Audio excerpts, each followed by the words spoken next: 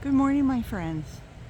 I'm out here in my front yard and I am under the elm tree. And I wanted to show you how I've gone from, uh, you know, hating this tree because it would send, um, you know, would, would drop all of its leaves. It would take like 2 or 3 months for it to drop its leaves. And it was, for me, it was a nuisance. And since I realized that I could turn this nuisance into gold, it's become a treasure. So I don't want to. I'm in the sun, and it's like 9:30, so the sun is out. But I wanted to show you these beautiful leaves and how small they are. Now these were some of the bigger leaves, but let me just show you. Got a little Spanish moss on it. Spanish moss is an epiphyte, by the way. It's just kind of like an orchid. It doesn't actually exist. It doesn't suck from the plant. It just exists on the plant. But some of these leaves, I've seen some of them on the ground. Let me just show you. Some of them are starting to turn golden. And the bark itself is peeling, which is normal in an elm tree, especially a drake elm. And I'll show you some of the bark. You can see it just peels off like skin. Isn't that great? Okay, but this is what it looks like now. So here I am. Now I'm back on my back porch, and I'm at my good old trusty table that, my goodness, this table is probably 30 years old, and it's just a folding table. But anyway, these are the drake elm leaves, and you can see how small these are in comparison with, with my finger. I mean, just barely, you know, an inch and a quarter, inch and a half long. Some of them get a little bit longer than that. But anyway, they will fall off. They'll start probably in another, well, this is the end of August, probably somewhere in end of September, October. And from October, November, and December, I'll probably get maybe 50 pounds of leaves off of that tree. This year I wanted to keep track of it. Now that I'm doing the recycling, I wanted to see how much I actually got off the tree. But and this is the bark. Gives you a little closer look without the sun in your eyes. But you can see that it's just this section is very soft. And I think it would probably, can you hear that? It just barely breaks. It's pretty thin for bark.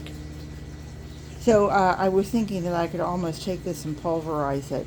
Anyway,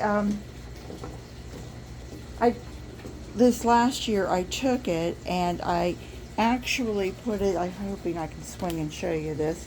I had a neighbor throwing this away, and it's, I think it's for, like for dogs, for dog food. Let me just show you the whole side of it. But it has it's on wheels. I don't know if you can hear that or not, but it's on wheels. It's got a front end, that you can lift it up and get your doggy food out of there. But anyway, I was using it to hold all these leaves. Sandra over at Nana's Worms and Garden, she's always my science lady, and a lovely channel. Anyway, she had mentioned to me, you could probably turn that into leaf mulch. And I thought, yeah, I bet I could. So let me just see if I can aim this a little better so that you might be able to see what I can see. I'm trying to do this in different ways.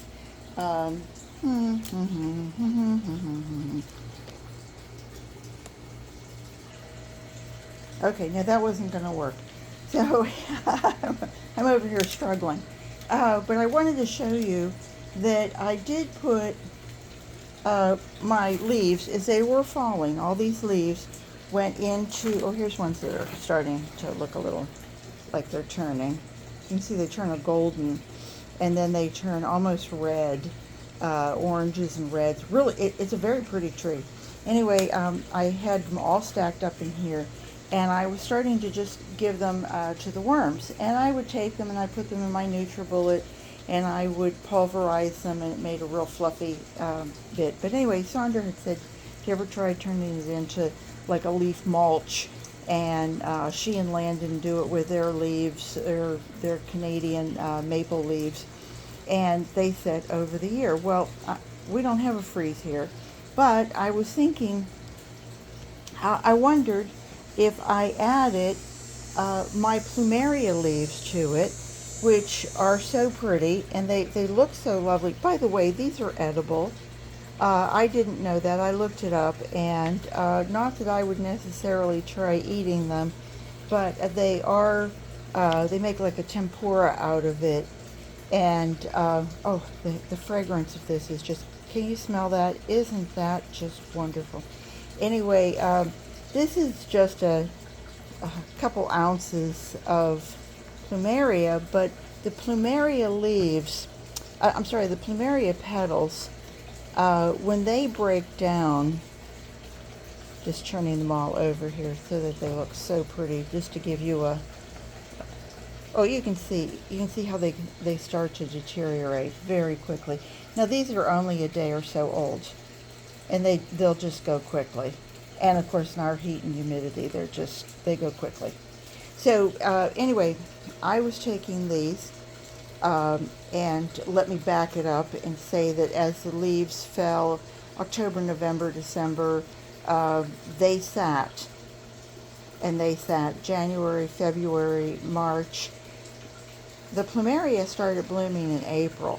And of course, you know, in the beginning, it's always, oh, it's so wonderful, we have Plumeria. And so I was picking them off the tree and putting them in little bowls and what have you. And a day or two later, they were looking like this. And so they were going into the Drake elm leaves. And as they were going in, they were adding moisture to that. You know, mainly carbon, but you know, I'm not sure what this has got to be, a higher sugar, so it's got to be like adding carbohydrates to it. But what I wanted to show you, and I'm just looking at this now as you are, and I did turn it over during the summer. As Rick was raking things up, he would just throw things over the back fence instead of putting the, you know, separating and putting the flowers in. But I wanted to show you this, and I'm going to try and get some in my container. Okay, I'm back, and I wanted to show you this. And now this has been sitting, I don't think I've added any blooms to it in probably about a month and a half. But this is how well it breaks down. And again, this is leaves from the Drake elm tree and Plumeria blooms. So isn't that amazing that these two, one green and brown and one beautiful yellow, could turn so black? I want to feel it and see what it feels like. Oh, I can still feel, you can see there's a twig. And there's like little bits of, I'm not sure what that is. Let me just pull out some more. I have come in here. Oh goodness. What do we have here?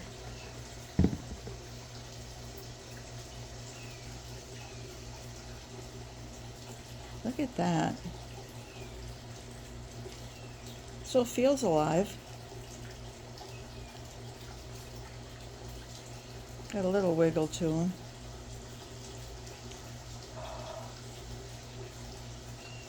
I just gave him a little breath of life. about that? I'm sure it's alive. I can feel a bit of a wiggle. Let me see if I can get a little more pulled up here. Come from the bottom.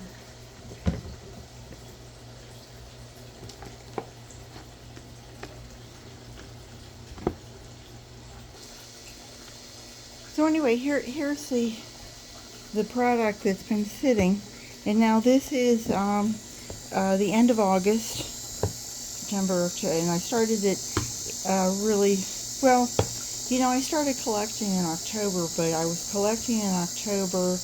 A lot of that stuff was either going around my shrubs, or I was mulching it, and I was pulverizing it and putting it in with my worms. And so really it was kind of towards the end, the December, say, stuff that was, and you can see I've actually, you know, some of the stuff that came up in my, you know, as you're sweeping, you know, the mulch that is laying underneath the tree, it's washing out, and I've got stuff there. You couldn't sift this at this point. You'd have to let it dry out. But you can still see there's like properties of the leaves that break down and get into there, and it's like that's, you know, several layers of leaves that have stuck together. But I don't see anything else. I find another little worm.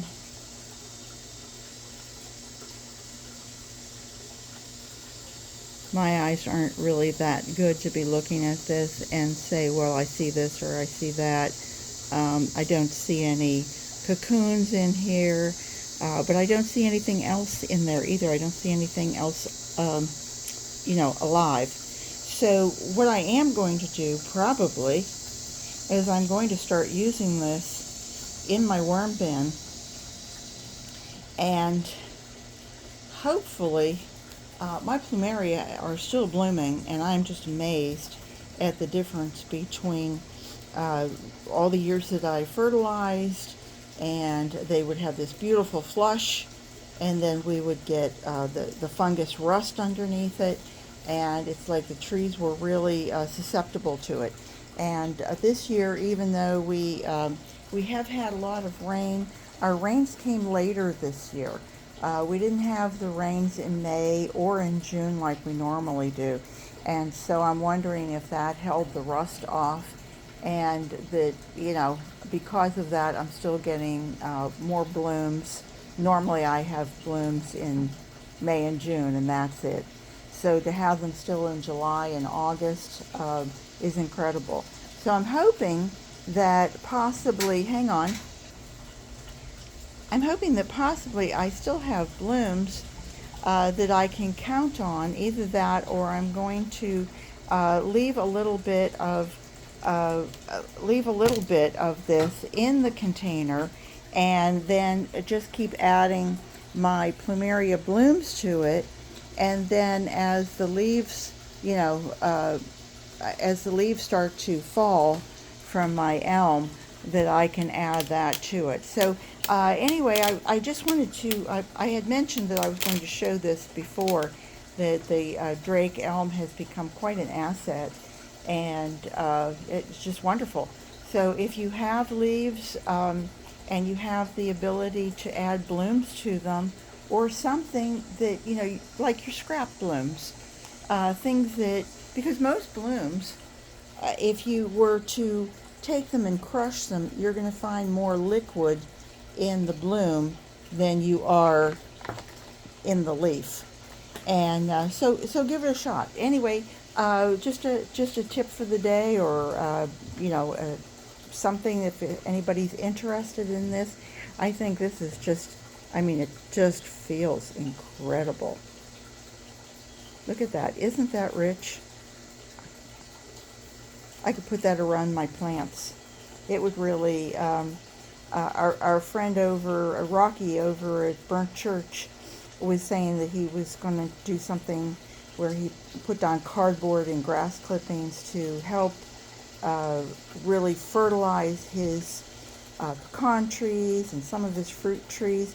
And I would think if he did something like this and let it sit over a year and contained, where it's, the bacteria is building up and it's really enriching itself, that it would really help his fruit and nut trees. So just a thought. Anyway, garden what you've got. I hope you guys have a great day. Come back and see me again real soon. Take care. Bye bye.